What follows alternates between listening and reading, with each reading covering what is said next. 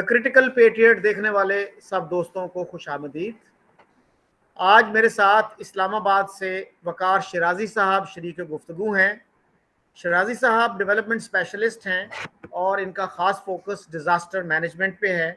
انہوں نے 2005 میں آنے والے زلزلے کے بعد بہت کام کیا اور پھر 2010 کے فلڈز کے بہت کام کیا۔ اس کے علاوہ مین میڈ ڈیزاسٹر جو تھا فاٹا کی ایویکویشن کا، اس پہ بھی انہوں نے کام کیا۔ شیرازی صاحب ویلکم ٹو دا شو۔ بہت شکریہ شکیل صاحب۔ شیرازی صاحب آپ کا تعلق ڈیرہ اسماعیل خان سے ہے، تو وہاں کیا فلڈ کی سچویشن ہے اس کے بارے میں بتائیے گا پلیز۔ شکیل صاحب بہت شکریہ، آپ نے موقع دیا کہ میں اس فورم سے ایک ایسے شہر کی رودات سنا سکوں کہ جس کی رودات سنانے کے لیے شاید پاکستان میں کوئی میڈیا، مین سٹریم میڈیا جو ہے وہ تیار نہیں ہے۔ ڈیرہ اسماعیل خان تقریباً 9000 اسکوائر کلومیٹر میں پھیلا ہوا ایک ضلع ہے اور جس کی آبادی اس وقت 1.7 ملین نفوس پر مشتمل ہے تقریباً، کیونکہ 17 لاکھ نفوس پر جس کی آبادی اس وقت مشتمل ہے۔ ڈیرہ اسماعیل خان، ٹانک اور ڈیرہ غازی خان، یہ جو رودکوہی بیلٹ ہے اس کا، وہ کوہ سلمان رینج سے جو بھی پانی آتا ہے وہ یہاں کی وریدوں سے، یعنی زمینی وریدوں سے، رودکوہی جو ڈرینیج سسٹم ہے اس کے ذریعے سے ہوتا ہوا وہ دریائے سندھ میں جاتا ہے۔ اور آپ جانتے ہیں کہ کوہ سلمان پر اس مرتبہ جو بارش ہوئی وہ عام بارشوں سے 600% زیادہ تھی، جس کی وجہ سے ڈیرہ اسماعیل خان میں اس وقت سیلابی صورتحال ایک انسانی المیہ کی شکل اختیار کر چکی ہے، اور 9000 اسکوائر کلومیٹر جو اس کا رقبہ ہے اس کا 85% علاقہ جو ہے وہ زیر آب آ چکا ہے۔ اور 85% علاقے کے زیر آب آنے سے، یعنی اگر میں آپ کو یہ میپ پہ دکھاؤں تو آپ کو چند سرخ نقطے نظر آئیں گے ڈیرہ اسماعیل خان کے نقشے پر، جو کہ اس وقت پانی کی دست برد سے محفوظ ہیں۔ اس کے علاوہ پورا ضلع ڈیرہ اسماعیل خان، جو کہ خیبر پختونخوا کا انتہائی جنوبی ضلع ہے، اور خیبر پختونخوا میں سب سے زیادہ گنے کی فصل، اس کے بعد گندم، پھر چاول اور کسی حد تک کپاس کی فصل پیدا کرنے والا یہ ضلع ہے۔ یہاں کی 90% فصلیں جو ہے وہ سیلاب کی زد میں آ کر وہ تباہ ہو چکی ہیں۔ ڈیرہ اسماعیل خان، جیسے میں نے آپ کو بتایا، 5 تحصیلوں پر مشتمل ہے۔ اس وقت ڈیرہ اسماعیل خان کی تحصیل پروا جو ہے وہ 100% زیر آب ہے۔ ڈیرہ اسماعیل خان کی تحصیل کلاچی 80 سے 85% رقبہ اس کا زیر آب ہے۔ ڈیرہ اسماعیل خان سٹی تحصیل کا تقریباً 70% رقبہ زیر آب ہے۔ ڈیرہ اسماعیل خان کی تحصیل پہاڑ پور کا تقریباً 60% یا 55% رقبہ زیر آب ہے، اور ڈیرہ اسماعیل خان کی تحصیل درابن کا 100% رقبہ زیر آب ہے۔ آپ نے شیرازی صاحب آپ نے کہا کہ میڈیا جو ہے، مین سٹریم میڈیا آپ کو کوریج نہیں دے رہا، تو خان صاحب جو ہے، عمران خان کل گئے تھے وہاں، اس کو تو کافی کوریج ملا، اور وہاں کے ایک بڑے پرومیننٹ لیڈر بھی ہیں پی ٹی آئی کے، گنڈا پور صاحب، تو کیا انہوں نے کچھ نہیں کیا اس علاقے کو بچانے کے لیے؟ شکیل صاحب، اس کو بنیادی طور پہ سمجھنا پڑے گا۔ ہم اپنی جو استعداد ہے مختلف ڈیزاسٹرز کو مینج کرنے کی، وہ شاید ہم بحیثیت ملک شروع سے کم رکھتے تھے، اور اس کے حوالے سے ہم نے کوئی خاطر خواہ جو اقدامات ہیں وہ بھی نہیں کیے۔ پاکستان میں پروونشل ڈیزاسٹر مینجمنٹ اتھارٹیز کے نام سے جو ہے وہ اتھارٹیز قائم ہیں۔ نیشنل ڈیزاسٹر مینجمنٹ اتھارٹی، جیسے کہ آپ جانتے ہیں، اس کے نام سے بھی ایک ادارہ قائم ہے، مگر اس وقت دکھائی یہ دیتا ہے کہ ان کا مقصد صرف اعداد و شمار کو ایشو کرنا ہے کہ جی اتنے املاک بہہ گئے، اتنے مویشی ہلاک ہو گئے، اتنا رقبہ زیر آب آ گیا، اور اتنے لوگ جو ہے وہ ان کی وفات ہو گئی۔ اس وقت بلکہ میں آپ کو یہ بھی بتانا چاہتا ہوں، ڈیرہ اسماعیل خان کی جو اصل صورتحال ہے وہ شاید کیپیسٹی کا جو گیپ ہے وہ سامنے آ گیا ہے کھل کے۔ نہ صرف گورنمنٹ انکیپیسیٹیٹڈ ہے ڈیرہ اسماعیل خان کے مسائل کو حل کرنے میں، بلکہ ہم نے پورے ملک سے انٹرنیشنل این جی اوز کو جس طریقے سے مختلف قدغنیں لگا کے واپس بھیجا، اس کی وجہ سے جو خلا پیدا ہوا ہے وہ ایک انسانی المیہ کی صورت میں اس وقت ٹانک اور ڈیرہ اسماعیل خان میں دکھائی دے رہا ہے. تو اس میں کسی سیاستدان کے آنے سے ظاہر ہے سیاستدان چاہے وہ صوبائی حکومت کے سربراہ یا ایک ملکی سربراہ کے طور پر ہی نمائندگی کر رہے ہوں، ان کی فزیکل پریزنس سے اداروں کی کیپیسٹی اچانک سے نہیں بڑھ جاتی. کوئی معجزہ اس سے رونما نہیں ہوتا، بلکہ ایسی صورتوں میں بعض اوقات سیکیورٹی اور پروٹوکولز کی وجہ سے جزوی طور پر نقصان بھی ہوتا ہے. جو ایکٹیویٹیز باقی جگہوں پہ چل رہی ہوتی ہیں ریسکیو کی اسپیشلی، وہ متاثر بھی ہوتی ہیں. سو میں نہیں سمجھتا کہ اس دورے سے کوئی بہت وہاں کے لوگوں کو عوامی سطح پر سوائے اس کے کہ میڈیا کی تھوڑی دیر کے لیے وہاں توجہ ہوئی، کوئی اور سبسٹینشل فائدہ ہوگا. اچھا شرائط صاحب، کل میری 2 ایکسپرٹ سے بات ہوئی. ایک تو 1122 کے لیے کام کرتے ہیں، سینئر عہدے پہ ہیں، اور دوسرے ایک جرنلسٹ ہیں جنہوں نے واٹر ایشوز پہ بہت کام کیا ہے. تو وہاں سے مجھے یہ تاثر ملا کہ ہماری جو کیپیسٹی ہے پلاننگ کی وہ بہت ہی لمیٹڈ ہے، بلکہ بہت خراب ہے. تو ہم نے کوئی پلاننگ نہیں کی. 2017-18 میں گورنمنٹ نے ایک پلان بنایا تھا کہ چھوٹے چھوٹے ڈیم بنائے جائیں ڈیرہ غازی خان میں، تاکہ وہ ٹورنشل رینز اگر ہوتی ہیں تو بڑی حد تک اس کا جو ہے اثر جو ہے وہ زائل کیا جا سکے. اور اس کے علاوہ بھی جو ہے ہم نے پانی کو پراپرلی مینج نہیں کیا. وہ بتا رہے تھے کہ انڈیا نے جو پانی تھا ان کے پاس، جو دریا انڈیا کو ملے انڈس واٹر ٹریٹی کے نتیجے میں، اس کے واٹر کو انہوں نے بہت بہتر طریقے سے مینج کیا، اور ہم نے نہیں کیا جو دریا ہمیں ملے. اس تنقید کو آپ کیسے دیکھتے ہیں؟ میرا خیال ہے پاکستان کیپیسٹی کے لحاظ سے آپ جتنی بھی تنقید کریں، ہمارے ہاں اس کا پوٹینشیل جو ہے وہ سفیشینٹ موجود ہے. اس ملک میں اداروں کی capacity unfortunately disaster risk reduction اور ڈیزاسٹر رسپانس کے حوالے سے بالکل نہ ہونے کے برابر رہی.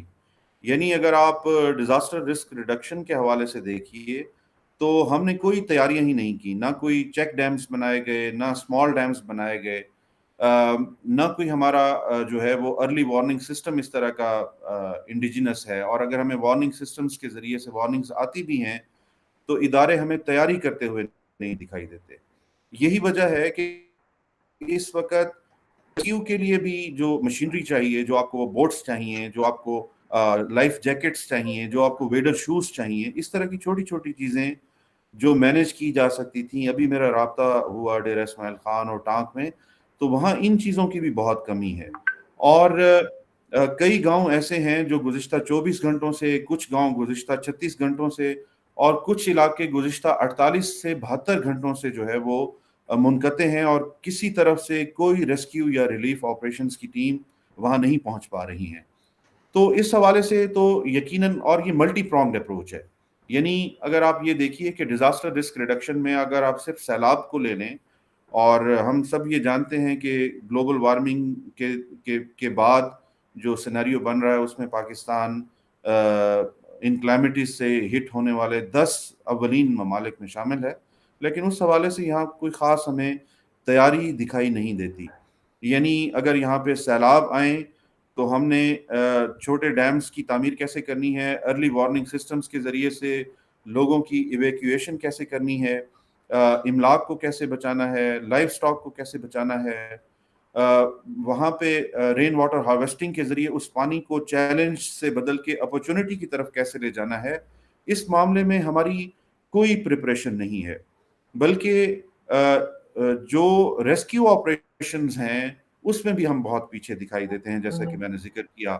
اور یہ تمام صورتحال مل ملا کے نہ صرف ایک موجودہ انسانی المیہ کی صورت میں سامنے آئی ہے، بلکہ مستقبل قریب اور بعید میں اس کے بڑے بھیانک نتائج جو ہے وہ مجھے دکھائی دے رہے ہیں.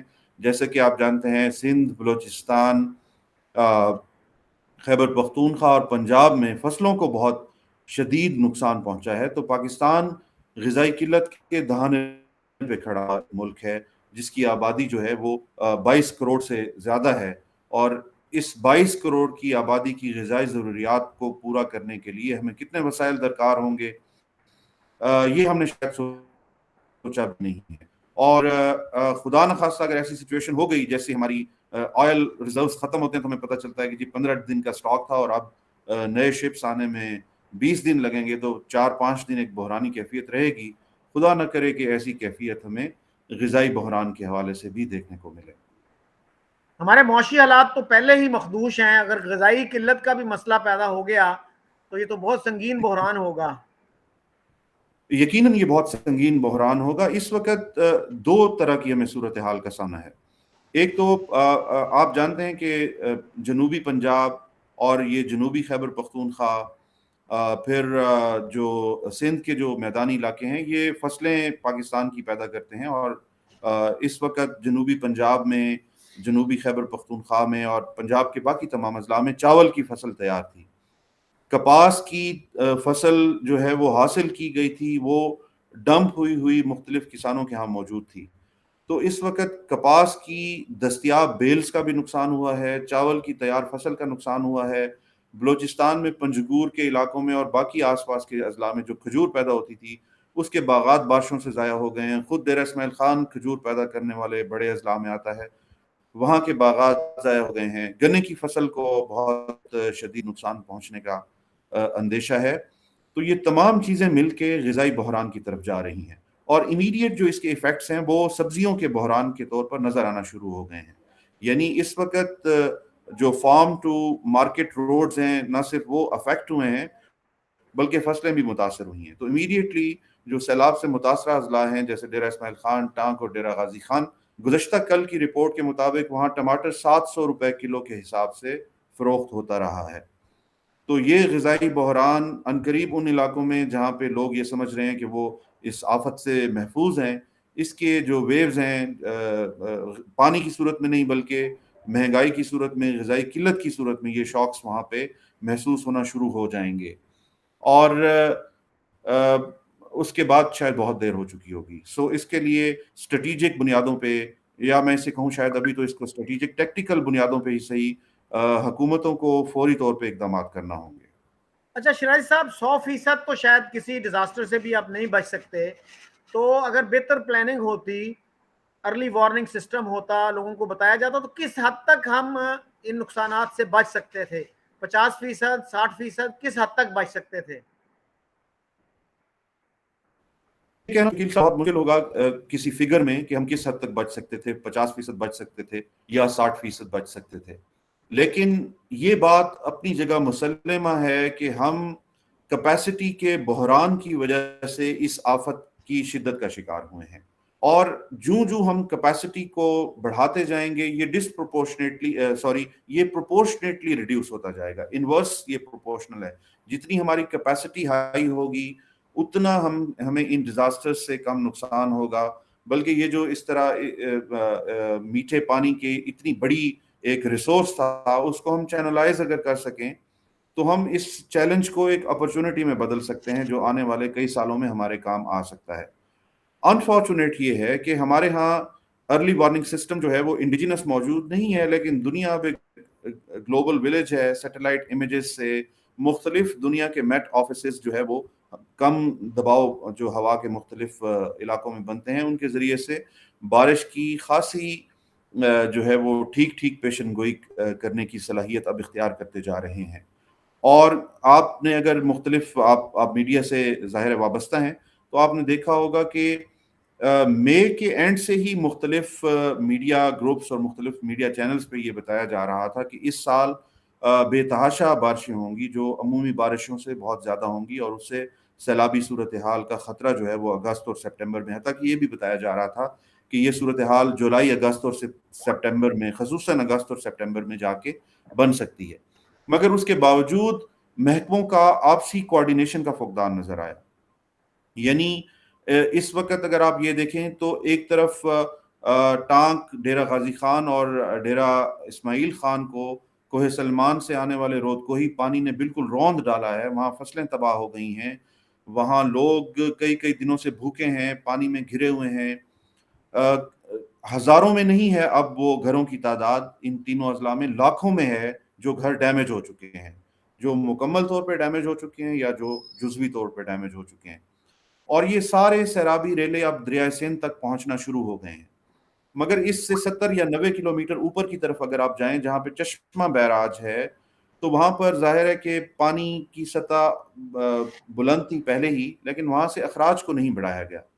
اب پیچھے سے اطلاعات یہ ہیں کہ 7 لاکھ کیوسیک کا ایک اور ریلا ہے جو تربیلا سے بڑھتے ہوئے آگے چشمہ بیراج کی طرف، جناح بیراج اور چشمہ بیراج کی طرف آ رہا ہے، اور اب چشمہ بیراج کے گیٹ جو ہے وہ کھولے گئے ہیں۔ تو اب صورتحال، اب آپ یہ دیکھیے کہ جب یہ چشمہ بیراج سے مین سٹریم میں پانی یہاں آئے گا 7 لاکھ کیوسیک کا، اور دوسری طرف سے ان تینوں اضلاع سے کوہ سلمان سے پانی کے بہت بڑے ریلے جو ہے وہ دریا سندھ تک پہنچ چکے ہیں، یہ مل کے توسا بیراج اور اس کی ڈاؤن سٹریم میں مزید تباہی پھیلائیں گے۔ تو جو کچے کے علاقے ہیں وہ اس سے مزید بربادی کا شکار ہوں گے۔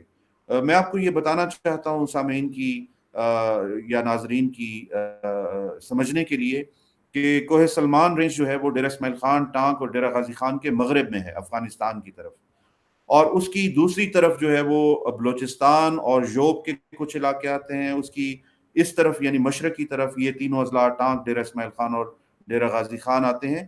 تو وہاں سے جو پانی آتا ہے وہ ٹانک، ڈیرہ اسماعیل خان اور ڈیرہ غازی خان کی نہری زمینوں کو اور دامان کی زمینوں کو، جو کہ بارانی علاقہ ہے، جو پکے کا علاقہ ہے، جسے کچے کا علاقہ نہیں کہا جاتا، جہاں پہ میجر فصلیں ہوتی ہیں ان نہری علاقوں میں اور دامان کے علاقوں میں، اگر وہاں پہ رود کوہی پانی دستیاب ہو، اس پورے پکے کے علاقے کو اس سیلابی ریلے نے، جو کہ کئی ہزار سکوائر کلومیٹر پہ پھیلا ہوا ہے، تباہ کر دیا ہے۔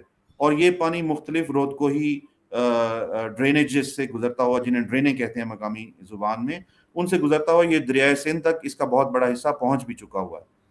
اب وہ کپل ہو رہا ہے چشمہ بیراج سے آنے والے بڑے سیلابی ریلے سے، تو جو کچے کا علاقہ جو ابھی تک بچا ہوا تھا نسبتاً اس دست بر سے، وہاں پر بھی جو فصلیں ہیں وہ بھی اس سے تباہ ہو جائیں گی۔ تو دریائے سندھ کے بیسن کے اندر جو کاشتکاری ہوتی ہے وہ بھی، اس سے بھی ہم ہاتھ دھو بیٹھیں گے۔ تو اگر اس پورے کوہ سلمان کی بیسن کی رینج میں چھوٹے ڈیمز ہوتے، رین واٹر ہارویسٹنگ کا کانسیپٹ اختیار کیا جاتا، ادارے جو ہے وہ ریسکیو اینڈ ریلیف کے لیے کوارڈینیشن کر لیتے، نیسیسری اکوپمنٹ خرید لیتے، تو انسانی المیے کی صورت اختیار نہ کرتا یہ مرحلہ، جو کہ اب باقاعدہ ایک انسانی المیے کی صورت اختیار کر چکا ہے۔ اچھا شرازی صاحب یہ بتائیے کہ یہ چشمہ پہ آپ نے کہا کہ بر وقت پانی ریلیز نہیں کیا گیا، تو یہ جی کس کی ذمہ داری تھی؟ جی، اس میں تو آپ جانتے ہیں کہ واسا کی یہ ذمہ داری ہوتی ہے، ان کی کوارڈینیشن رہتی ہے۔ میں آپ کو ایک بات یہ بھی بتاتا چلوں کہ اس وقت پوری دنیا میں دریاؤں کے پانی میں، خاص طور پہ یورپ میں بھی اور ایشیا میں بھی، دریاؤں کے پانی میں کمی کی ایک صورتحال آبزرو کی جا رہی ہے۔ گلوبل وارمنگ کا ایک اثر یہ بھی ہے، اور پھر جب موسم بدلتا ہے تو اس طرح کی اچانک سیلابی صورتحال بھی سامنے آتی ہے۔ اس کے لیے جرمنی نے ایک ماڈل اختیار کیا ہے، انہوں نے اپنے بنیادی دریاؤں کی تمام ٹریبیوٹریز پر ڈیمز بنائے ہیں، اور وہ ان ڈیمز سے ایک کوارڈینیٹڈ ایفرٹ کے تحت، تمام ڈیمز کو ایک اطلاع ہوتی ہے کہ فلاں موسم میں یا فلاں دن میں آپ نے اتنے پانی ریلیز کرنا ہے۔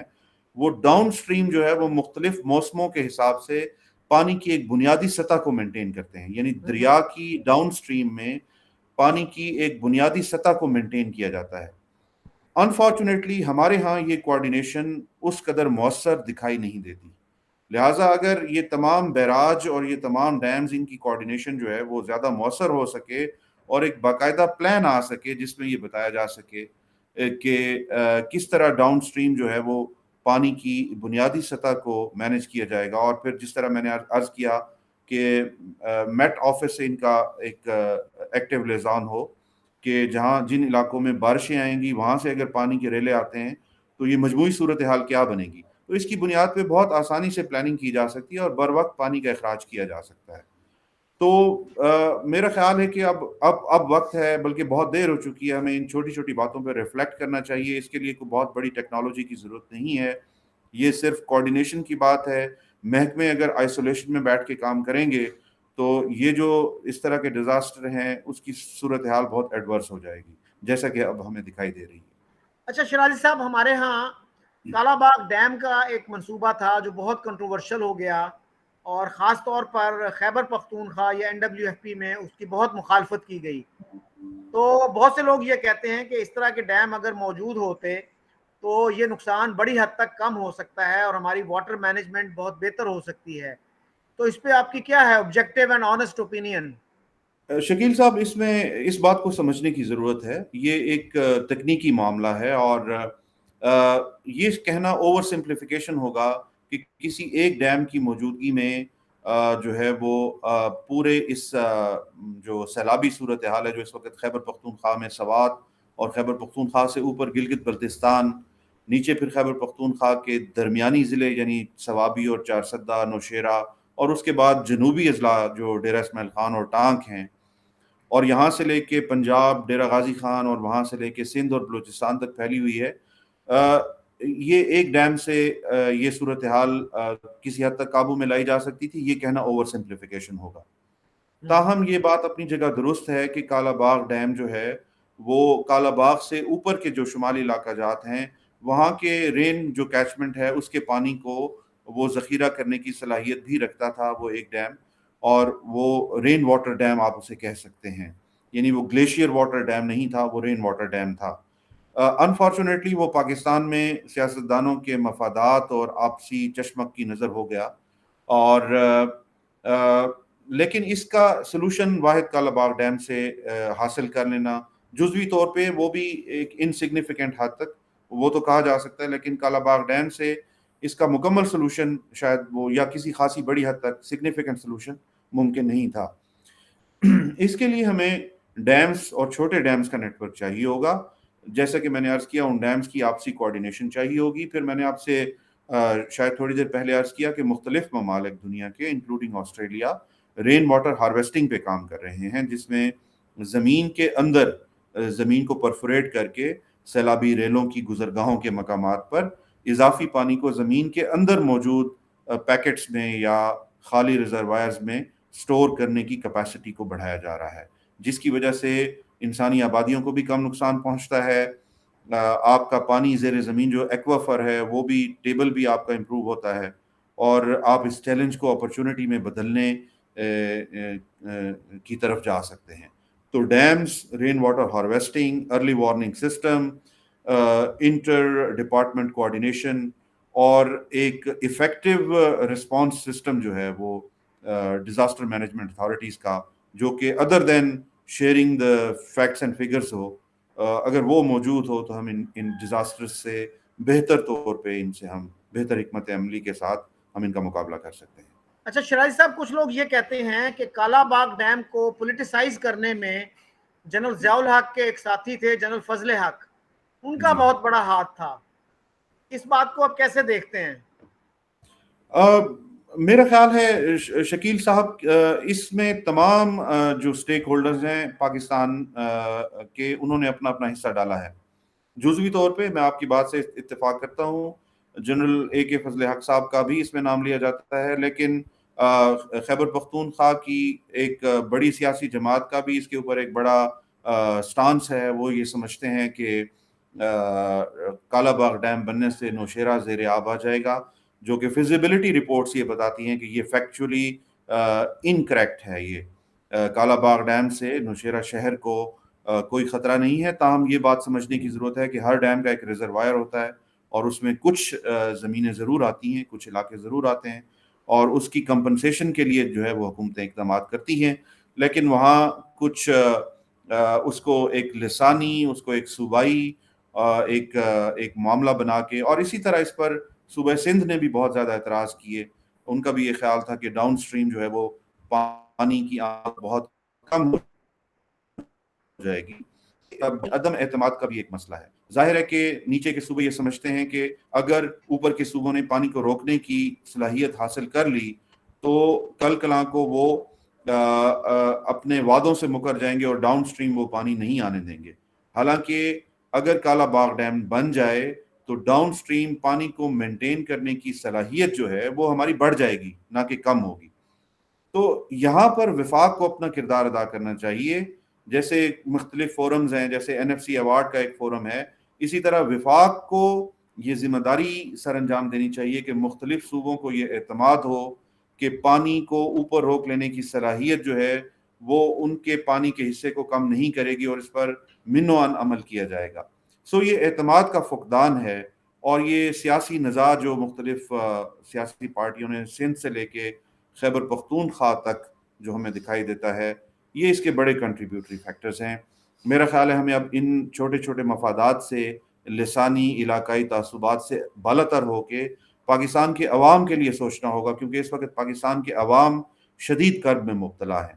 اور میں بار بار یہ کہنا چاہتا ہوں کہ انٹرنیشنل این جی اوز کو، مقامی این جی اوز کو قدغنے لگا کے جو ہم نے کیپیسٹی کا فقدان ہمارے ہاں سرکاری طور پہ آلریڈی موجود ہے، اور اس فقدان کو ہم نے مزید بڑھا دیا ہے، اور اب ہم ایک انسانی المیے المیے میں داخل ہو چکے ہیں. اس بات کا اندازہ آپ اس بات سے لگائیے کہ ہمارا مین سٹریم الیکٹرانک میڈیا اسلام آباد، لاہور، کراچی اور فیصل آباد کے شہری علاقوں سے باہر اس کی رپورٹنگ کی صلاحیت اتنی کم ہو جاتی ہے کہ آپ کو بہت کم جو ہے وہ چھوٹے شہروں کی صورتحال پتہ چلتی ہے. تو جہاں ہماری اگنورینس کا یہ عالم ہوگا، وہاں آپ یہ سوچ لیں کہ ان شہروں سے باہر ہماری کیپیسٹی کا کیا عالم ہوگا. تو اس لیک آف کیپیسٹی کا جو سامنا ہے وہ پاکستان کے عام لوگ کر رہے ہیں، بھوک کی صورت میں، گھروں کے ڈیمیج ہونے کی صورت میں، اپنے املاک کے ضائع ہونے کی صورت میں، اپنی فصلوں کی ضائع ہونے کی صورت میں، مال مویشی بہ جانے کی صورت میں. اور اگلا جو المیہ خدا نخواستہ اس فلیش فلڈز کے بعد ان پلینز میں جو پانی واٹر لاگنگ کی صورت میں ٹھہر چکا ہے سندھ میں، بلوچستان میں اور خیبر پختونخوا کے ان جنوبی اضلاع میں، خدا نخواستہ اگر ملیریا یا ڈائریا کی وبا پھوٹ پڑی تو ہم ایک اور بڑے انسانی المیے کی طرف بہت تیزی سے کھینچے چلے جائیں گے. خدا نہ کرے کہ ایسا ہو. اچھا شاہد صاحب، آپ نے بات کی کہ جرمنی نے اس پہ بہت کام کیا ہے اور آسٹریلیا نے بہت کام کیا ہے، جی یعنی رین واٹر ہارویسٹنگ پہ. تو اسی جی طرح اسرائیل نے بہت کام کیا ہے واٹر کنزرویشن پہ، جی اور بہت اس سے کام. انڈیا کافی فائدہ اٹھا رہا ہے اسرائیل کی اس جی ٹیکنالوجی سے. جی اور سر یہ بتائیے گا کہ ایون بنگلہ دیش نے اپنے نقصانات بہت کم کر لیے ہیں. آپ کے علم میں جی ہوگا کہ 1970 میں وہاں ایک سائیکلون آیا تھا، بھولا نام تھا جس کا، جی جس میں تقریباً 5 لاکھ لوگ اپنی زندگی کی سے محروم ہو گئے تھے، جی اور اس سے بہت زیادہ اینٹی پاکستان سینٹیمنٹ وہاں پیدا ہوا تھا، جس نے پھر جو بعد کے الیکشن تھے اس میں شیخ مجیب کو اوور ویلمنگ میجورٹی دلوانے میں بھی بہت اہم کردار ادا کیا. اب وہاں پہ سائیکلون اور فلڈز آتے ہیں لیکن اتنی تباہی نہیں ہوتی. تو ہم بنگلہ دیش سے بھی تو بہت کچھ سیکھ سکتے ہیں اس سلسلے میں. دیکھیے، بنگلہ دیش سے تو ہم ڈیزاسٹر رسک ریڈکشن اور ڈیزاسٹر مینجمنٹ کے علاوہ بھی بہت سیکھ سکتے ہیں. انہوں نے اپنے بہت بڑے طبقے کو غربت سے باہر نکالنے کی ایک بڑی کامیاب مثال جو ہے وہ پیش کی ہے دنیا کے سامنے. انہوں نے اپنا پر کیپٹا انکم کو بڑھایا ہے، انہوں نے انٹرنیشنل ٹیکسٹائل کو اپنی طرف کھینچ لیا ہے، انہوں نے اپنے زر مبادلہ کے ذخائر بہت زیادہ بڑھا لیے ہیں. آپ بالکل آپ نے صحیح فرمایا، 1970 بعد میں 1980، 1990 اور سن 2010 تک کے اشروں تک وہاں سیلاب جو ہے وہ بہت آتے رہے ہیں، کیونکہ انڈیا کے تمام تو نہیں، انڈیا کے 5 دریا جو ہے وہ بنگلہ دیش سے ہوتے ہوئے سمندر میں جا گرتے ہیں، جس میں ایک بوڑھی گنگا بھی شامل ہے. وہاں پہ ان پلینز میں وہ شامل ہوتا ہے. آپ اس میں یہ دیکھیے کہ ان کے پاس کیونکہ وہاں پلینز ہیں اور دریا وہاں پھیل کے آتے ہیں، تو وہاں ڈیمز بنانے کی ان کے پاس کیپیسٹی نہیں ہے، گنجائش وہاں پوٹینشیل نہیں ہے ڈیمز بنانے کا. لیکن آلٹرنیٹ میتھڈ سے انہوں نے جو ہے وہ اس مسئلے سے جو ہے وہ اس کو سلجھانے کی کوشش کی ہے. اور انہوں نے اپنی علاقائی سطح پر یہ ٹیکنالوجی بھی کامیابی سے لوگوں میں متعارف کرائی ہے کہ جب واٹر لاگنگ ہوتی ہے تو وہ پانی کی سطح پر جو ہے وہ سبزیاں اگانے کے کامیاب تجربات تک بھی انہوں نے کر لی ہیں، جس سے وہ نہ صرف غذائی بحران سے نمٹتے رہتے ہیں بلکہ لوگوں کی جو بنیادی انکم ہے اس کے ذرائع کو بھی انہوں نے بڑھایا ہے. تو میں یہ سمجھتا ہوں کہ ان کا ٹیرین پانی سے مقابلہ کرنے کے حوالے سے ہم سے بہت زیادہ مشکل ہے. ان کے پاس پوٹینشیل کم ہے اس کو مینیج کرنے کا، ہمارے پاس بہت زیادہ پوٹینشیل ہے، لیکن ہماری ترجیحات شاید اسٹریٹجک نہیں ہیں. ہر حکومت جب آتی ہے اس کے پاس یہ آبجیکٹو ہوتا ہے کہ اس نے اپنے 3 یا 4 سال کا دورانیہ گزارنا ہے، ڈالر کی قیمت کو مینیج کرنا ہے، اور بنیادی جو معاشی اشاریے ہیں ان کے اوپر کام کرتے رہنا ہے. لانگ ٹرم پہ اسمال ڈیمز پہ، رین واٹر ہارویسٹنگ پہ، ڈیزاسٹر رسک ریڈکشن پہ، رین واٹر چینلائز کرنے پہ، اور اس کو پرزرو کرنے پہ اور بڑے ڈیمز بنانے پہ کوئی توجہ دکھائی نہیں دیتی. تو ہمیں پوری دنیا سے سیکھنے کی ضرورت ہے. ہمارے پاس سیکھنے کے لیے بہت مواد پوری دنیا میں دستیاب ہے، چاہے وہ یورپ ہو، چاہے وہ ایشیا کا کوئی ملک ہو، چاہے وہ بنگلہ دیش ہو. مگر انفارچونیٹلی ابھی یہ عملی طور پر ہمارے اندر سرایت کرتا ہوا دکھائی نہیں دے رہا. اچھا شرائط صاحب، ان حالات میں کیا گورنمنٹ آف پاکستان کو کیا کرنا چاہیے اور کیا وہ کر رہے ہیں؟ کیا ایک انٹرنیشنل ڈونرز کانفرنس بلانے کی ضرورت ہے؟ اور اگر ایسا ہوتا ہے تو کس طرح کا رسپانس ایکسپیکٹڈ ہوگا اور کتنی امداد ہمیں چاہیے ہے اس وقت؟ شکیل صاحب، اس میں دو باتیں سمجھنے کی ضرورت ہے. پہلی بات تو یہ کہ یہ اس کا جواب، کیونکہ آپ کے سوال میں خاصے پہلو تھے تو جواب ذرا طویل ہوگا، جس کے لیے میں پیشگی معذرت چاہتا ہوں. اس وقت آپ کو جو بنیادی اولین صورتحال دکھائی دے رہی ہے وہ یہ ہے کہ خیبر پختونخوا اور پنجاب میں جو صوبائی حکومت ہے اس کا آپ کو کوارڈینیشن، وفاقی حکومت اور صوبائی حکومت کا آپس میں کوئی رابطہ نہیں دکھائی دے رہا. یعنی اس انسانی المیہ اور بحران کی صورت میں بھی دونوں جو جماعتیں ہیں، یا جو ایک جماعت ایک طرف ہے اور باقی جماعتوں کا اتحاد دوسری طرف ہے، وہ آپسی مسائل کو سلجھانے اور اپنے جو اناد ہے اس کو ختم کرنے پہ تیار نہیں ہے. جی. تو سب سے پہلے تو حکومتوں کو ان اناد سے اور بغض سے اور ذاتی چشمک سے جو ہے وہ ابو ہونا پڑے گا. جب تک پولیٹیکلی ہم یہ نہیں سیکھیں گے، ہم اس سے چھوٹے ڈیزاسٹرز کو بھی مینج نہیں کر سکیں گے. نمبر ایک. نمبر دو، آپ نے پوچھا کہ اس وقت ہمیں کیا کرنا چاہیے.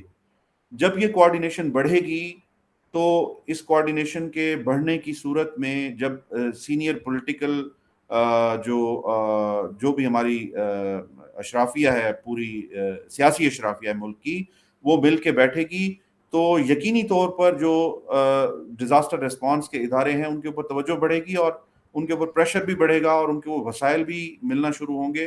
تو جو اس وقت ریسکیو کے مراحل میں مشکلات کا سامنا ہے اس کو بہتر طور پہ حل کرنے کا موقع ملے گا.